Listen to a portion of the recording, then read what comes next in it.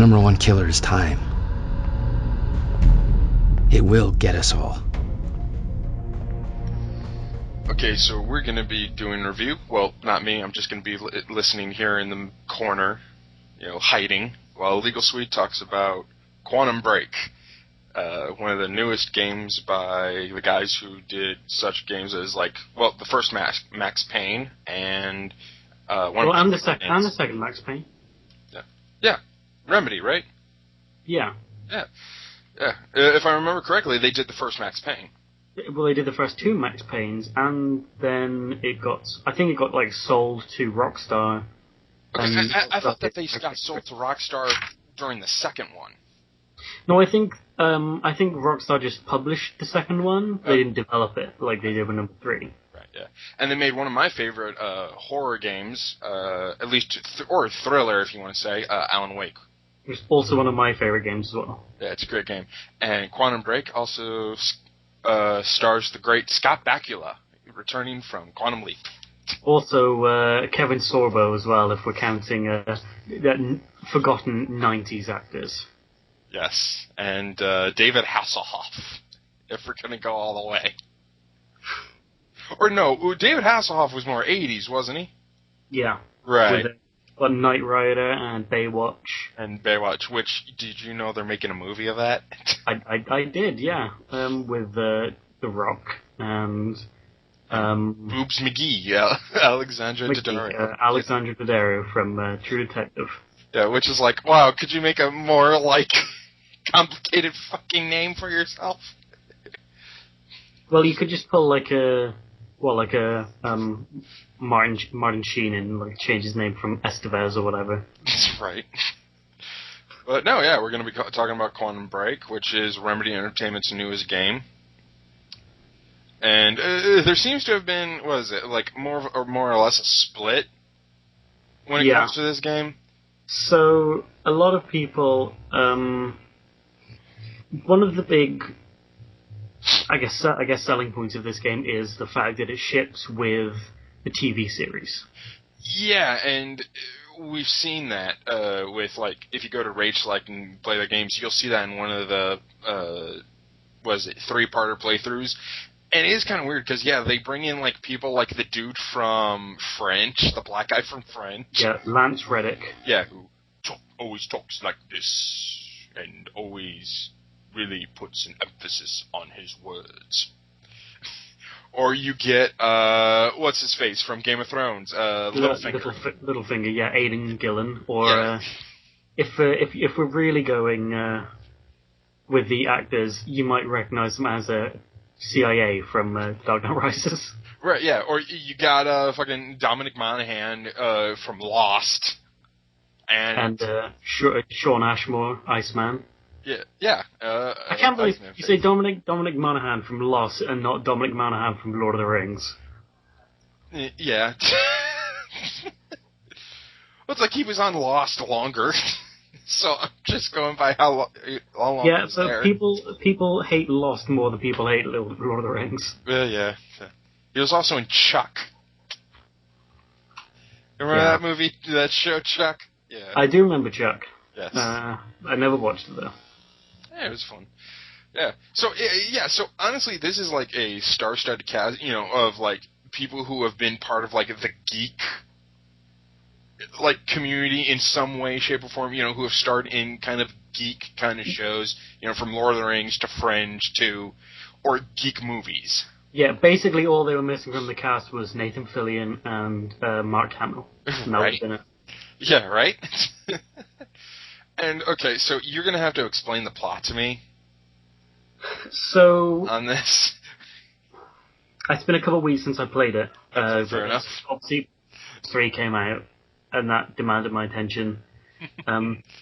So, it begins with Sean Ashmore, who is playing a character called Jack Joyce. JJ. JJ. Yeah. Who I think he's coming home after a long time. He's come to visit his friend Paul Serene. Who's played by Aidan Gillen. Played by Aidan Gillen, who has come to show him his latest project, which is this time machine. So, of course, you know everything's going to go fine. Oh, yeah, because it's not like, there have been several science fiction movies where, like, something blows up or explodes or... Yeah, nothing ever goes wrong. Yeah. Except in this case, where everything goes completely wrong, and time... They say time is broken. Do they ever... Okay, so, yeah, I got that from, like, watching some of the gameplay, because, okay, so this is only on Xbox, right? Like, the Xbox and Windows 10. Okay, and Windows 10. Really? Windows 10? Yeah. Although, I know there were some problems with it when it first came out. I don't know if those have been fixed. Okay.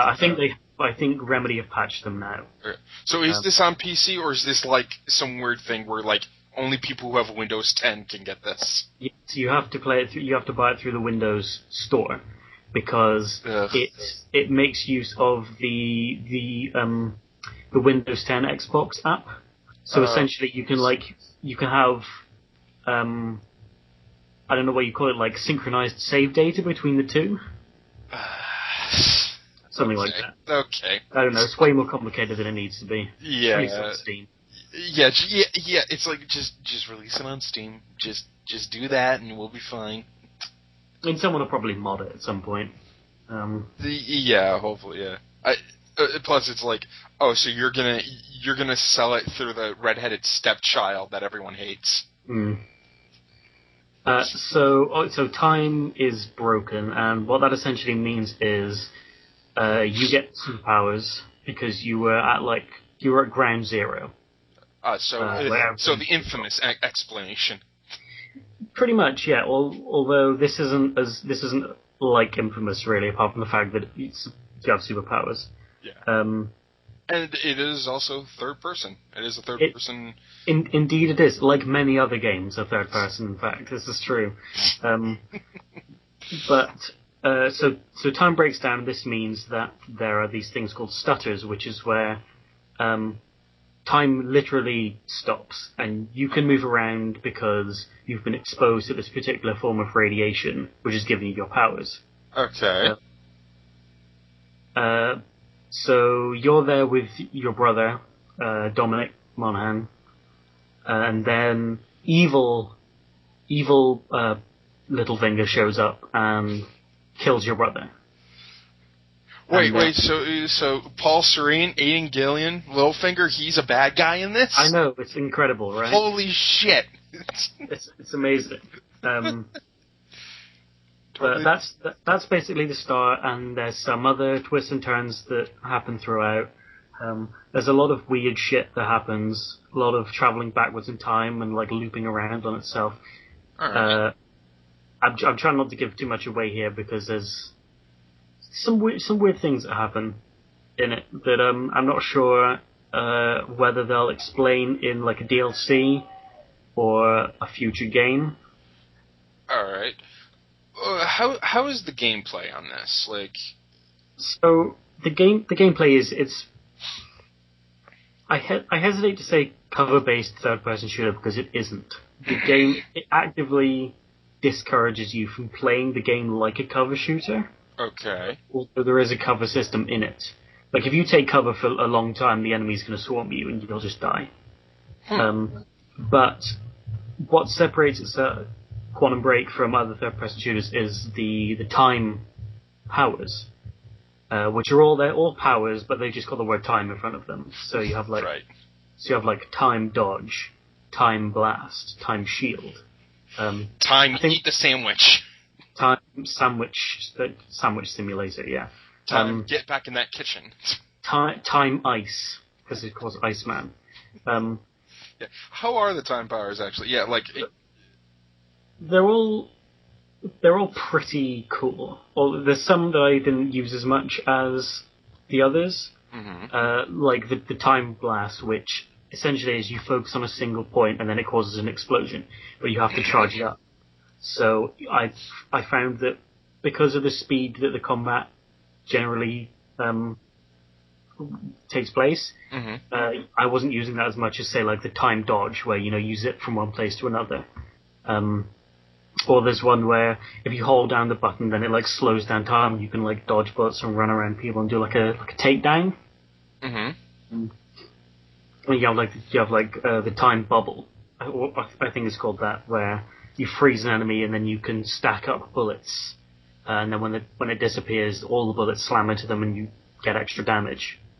So and you don't.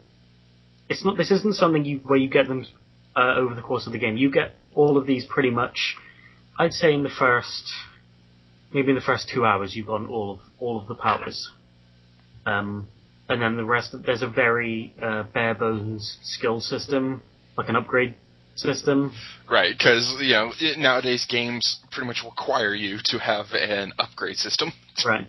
It's really very bare bones. And you get points you find them around the world, like these little glowing. What do they call them? I think they call them.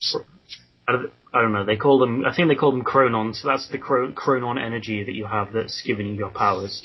Isn't there like a biscuit called a Cronin or something? I don't know. Like Chronics? Something like that.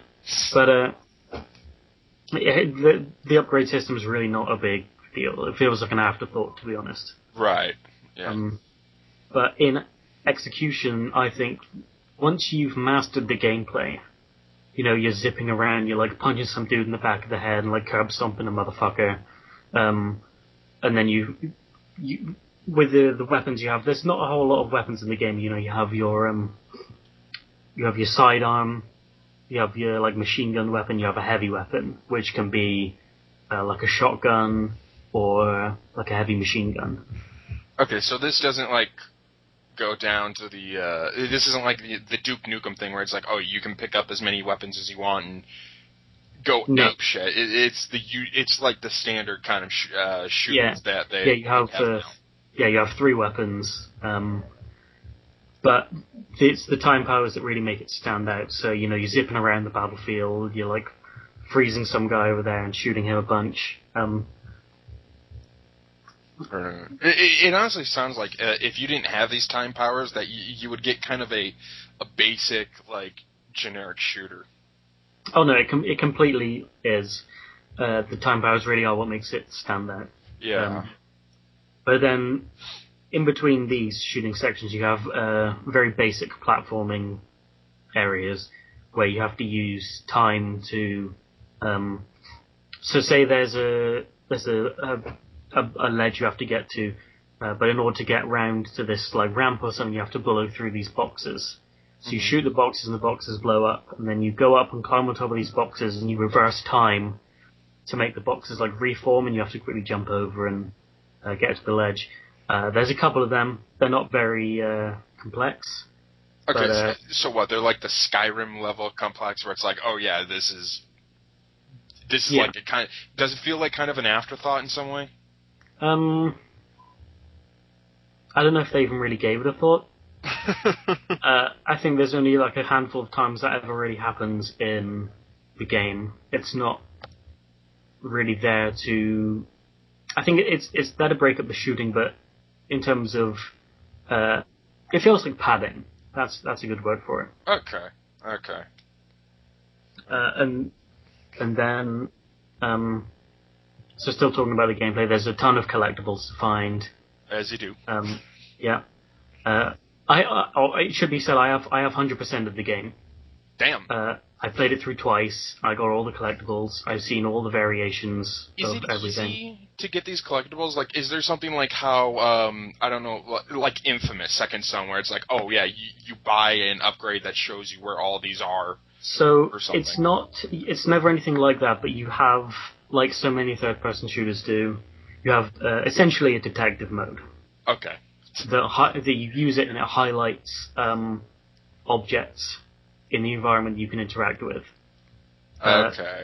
And then you have a menu which very conveniently like lays out a timeline for where all the collectibles are in the level. Uh-huh. So if you can remember where one collectible is and there's like a blank space next to it, you can be like, oh, so that collectible that I've missed is after this one that I've already picked up.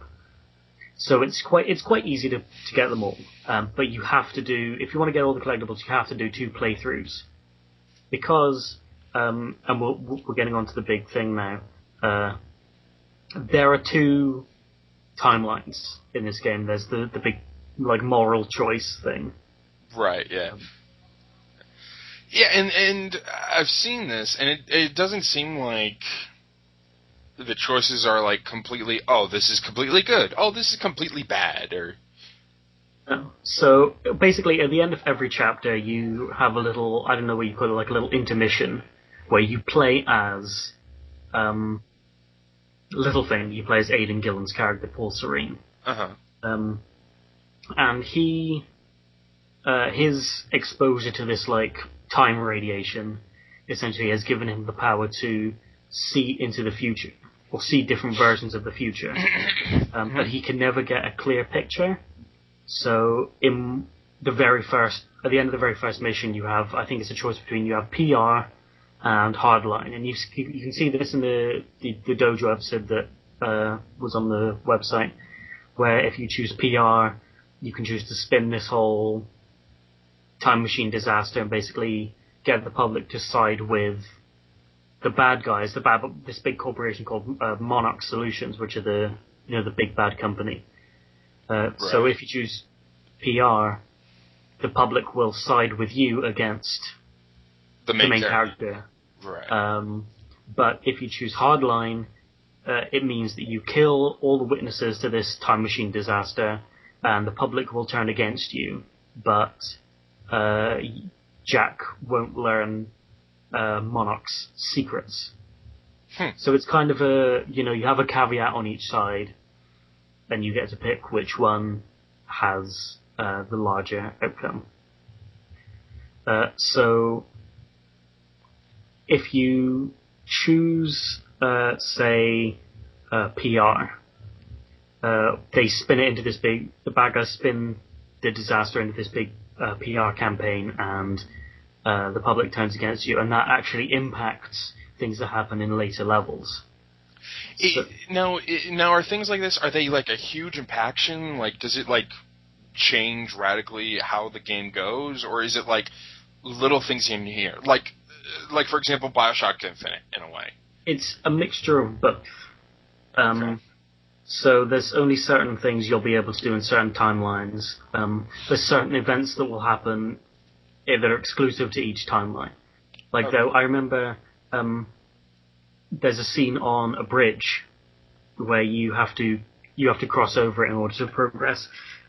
If you choose Hardline, which is the one where you kill all the witnesses and the public turns against Monarch, when you come to that bridge later in the game, this is like a couple chapters later, there's a big riot going on the bridge. Whereas if you pick PR and the public turns against Jack, that riot isn't happening. It's just a normal checkpoint. Okay. All right, yeah. Because I brought up BioShock Infinite because, like, in BioShock Infinite, you had the scene where you could like save the interracial marriage people, and they would give you stuff like right. They would give you gear and stuff, and that's what I'm talking about when I say small, where it's like, it's different, but it's not radically different. Like, you don't see all the interracial marriage people standing up fighting for the main character or something. Yeah. No, it's not like Mass Effect, where one decision influences a whole game. It is. I'd say it's more impactful than BioShock Infinite, because ultimately the point of that game was that no matter what you picked, things always turned out the same. Whereas this, it's more like variations on the same thing. Yeah. So it affects like enemy was placements. The only thing I could think of. So. Yeah. Well, so it affects like enemy placements and certain collectibles will only show up in certain timelines. So you basically, if you want 100% it, you have to play through it twice. So it does a good job. So would you say it does a good job of adding replayability into the I'd say collectibles and all that?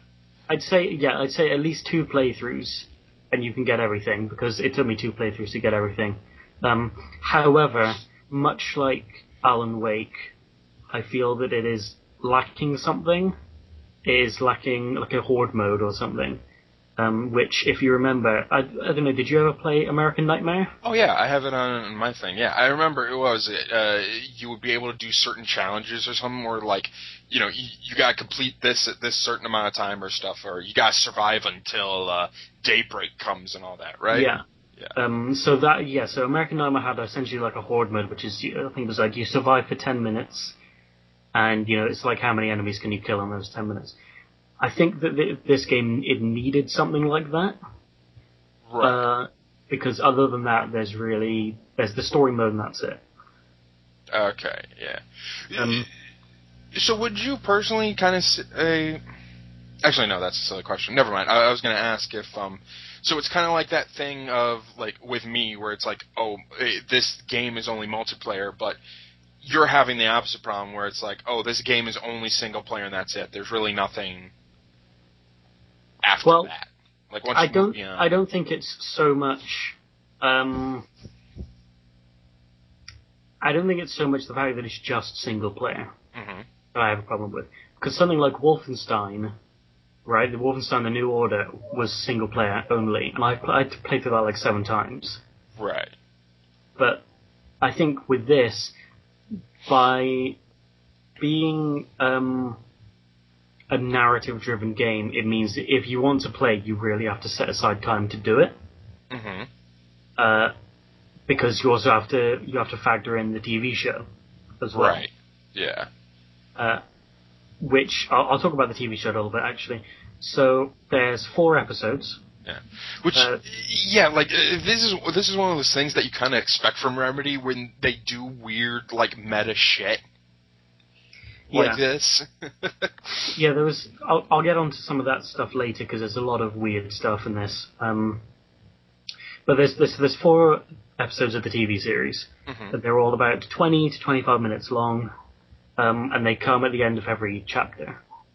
And each episode of the TV series is probably has the largest effect from what you pick at those little like interval points. So that's where you see the main impact of those choices. Okay. The TV series, it kind of follows the villains, but not quite.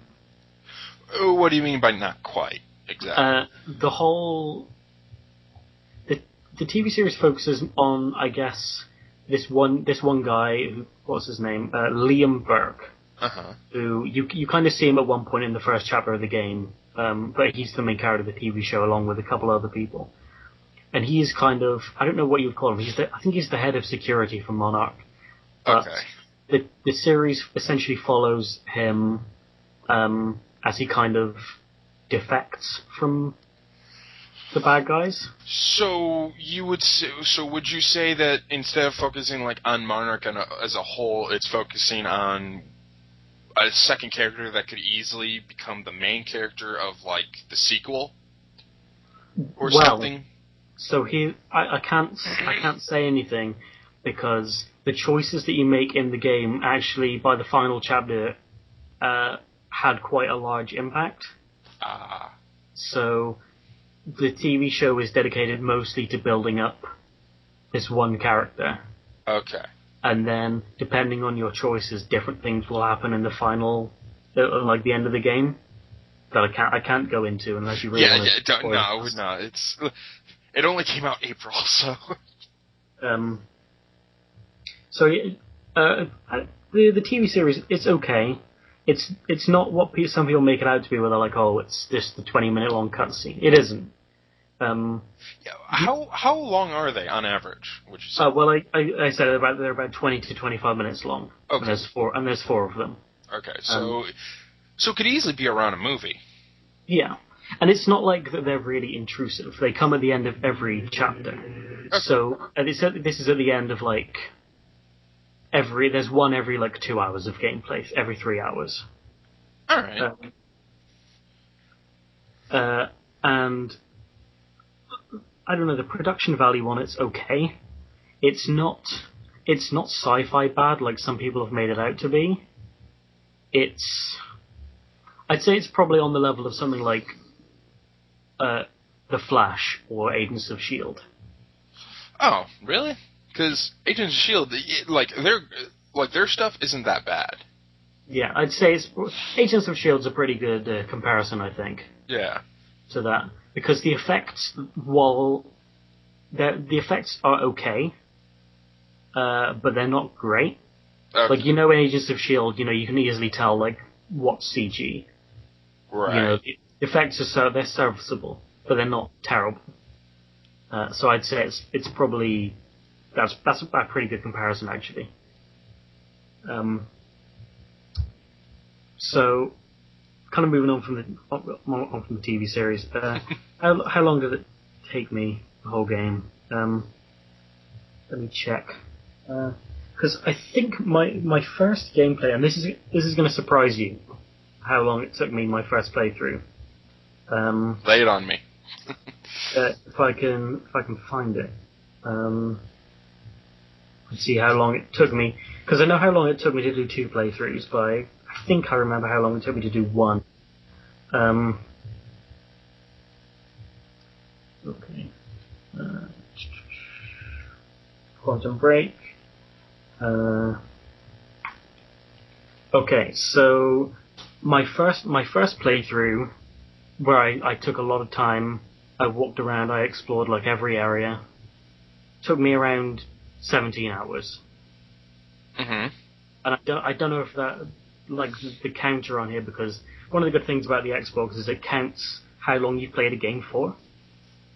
I don't know if it also counts the hour and 20 minutes of the TV series or whatever, so if you took that off, it's around 15 hours.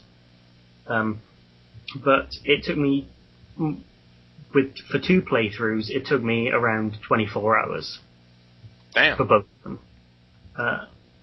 And I haven't gone back to play it since, so it really is, the game's only as long as however long you put into it. So people saying, oh, it's only 5 hours long. I don't know if you just ran through and like skipped all the collectibles, and there is a shit ton of backstory in the collectibles. Like, holy fuck! Like you pretty much have to read the collectibles in order to get the full picture. I don't know, 5 hours plus a TV series. I don't know. I thought it was a decent length for what it was, and I finished it like I pretty much just mainlined it, and I had it finished within about 2 days of getting it. But I didn't, it wasn't like I spent an hour on it every day. I was on that shit for like fucking 8 hours a day. Because I was just, look, I knew I was gonna like this game before I got it, okay? So fucking Angry Joe giving this shit a 5 out of 10. Fuck you, dude. Like, come on, man. Really? You're saying this is worse than fucking, The Order? Come on. This is... You see, The Order's pretty fucking bad. This has better gameplay than The Order. And that's not saying much, because The Order didn't have any gameplay. That's true. And that was a 5-hour movie. The Order was pretty much inexcusable. Okay, I would have to say, I don't want to say biased, but we knew that you were already going to like this because you are big fans of Remedy. I would say, but you say after the second playthrough you haven't come back to play this. Now, do you have any interest in going back to play it, or is it just because you haven't been able to play it because, we've got Dark Souls, we got Overwatch, we got all this other shit that's been coming out in the past month? Or is it really that you don't have an interest right now? Little of both, I think. Like I said earlier, I think this game would really have benefited if it had like a horde mode or something. Right. Or some sort of multiplayer. Because that was... Like, I played the... I don't know about you, but I played the shit out of the horde mode on American Nightmare. Yeah, I really did like Alan Wake. Mostly, yeah. I just really loved playing the story, because the story was something that I really loved, and you always had, like, little things in it that you would find. Yeah. It was just so great. With this, I think it is such an... I hate to use this term. It is such an experience, that if I really wanted to go back and play it again, I'd have to set aside a significant chunk of time to actually do so. And I just haven't had the chance to really do that. Mm-hmm. Okay, so with all that in mind, how would you rate this? And I'm not talking like... I think if we're going to do these, we should do two things. The 10 out of 10 thing we should do, and we should also do it where we talk about, like, should you rent it? Should you Redbox it? Like, how would you... I don't know what Redbox is. I don't have that shit here in England. Oh, you guys don't? Okay, well, Redbox is basically like Netflix, but it's like if Netflix had a giant box everywhere. If there's a Jewel Osco and a Walgreens and a Walmart, and then they would spit out like the game disc, and it's like a rental service, pretty much. Yeah, pretty much. So I would say rental would also cover that shit. Okay. Or would this be something where, like, if you found this at the bargain bin, you would buy? Or should you just pay the full $60? So for a score, I think I'd give this maybe an 8, maybe an 8.5. All right, damn. Because I did enjoy the shit out of it. One thing I haven't really talked about is, graphically, this is probably the best looking game on Xbox at the moment, if not on console. But I mean, I know Uncharted 4 is like just around the corner. Yeah, Uncharted looks, yeah. So I could say that now, and then in 3 days' time, from when we're recording this on the 7th. Yeah, some random guy says, "Illegal Swede's full of shit. Uncharted's coming out, damn it." Yeah. It's definitely the best looking game on Xbox. And at least until Uncharted's out, probably the best game on both of the consoles. The best looking game, sorry. Whew, got ahead of myself there. So I give this an 8. All right. And then in terms of...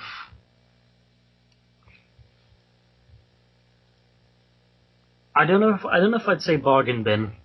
I'd say... Like bargain bin or Steam, if this was on Steam, metaphorically speaking. I'd say maybe like I'd say, because I don't like the term bargain bin. Like, it's kind of derogatory. Like, wow, this is a piece of shit. Let's just chuck it in there with the rest of like fucking. Well, it's like when I say bargain bin, I'm also thinking like if this was on Steam and it was like a summer sale or something, and it was like $30. Yeah. This kind of thing I'm saying. Yeah, I'd say pick it up for, like, maybe not full price, but it's certainly worth picking up, I think. Okay. I mean, I wouldn't put this in the bargain bin with like Knack or like Big Rig Truckers or whatever. Big Rig Truckers. Or what was that cat game in the Xbox where you had to do time travel powers? Yeah. I remember that. That was weird. You remember that shit? Called, though. Yeah. Yeah, what was it? It was like Bigsby or something. Yeah, and didn't the cat like dressed up or something? It was odd. Yeah, like he dressed up like 90s, like he was truly from the 90s, because it was all about trying to make him look hip. It was like that fucking dog from The Simpsons. I've got to look this up now. Blinks, that was the one. Oh yeah. Yes. Yeah, I remember that. Blinks the Time Sweeper, yeah. Yeah, and you look at that character now, and it's like, oh yeah, it's totally like from the 90s. Well, I'm looking at it and I'm like, damn, this is basically supposed to be like Jak and Daxter. Exactly, yeah. Like, it's even the same font pretty much. Oh, yeah, no, this is totally better than Blinks the Time Sweeper. Okay, well, that's a ringing endorsement that should definitely be on the box. Illegal Sweet says, better than Blinks. Better than Blinks.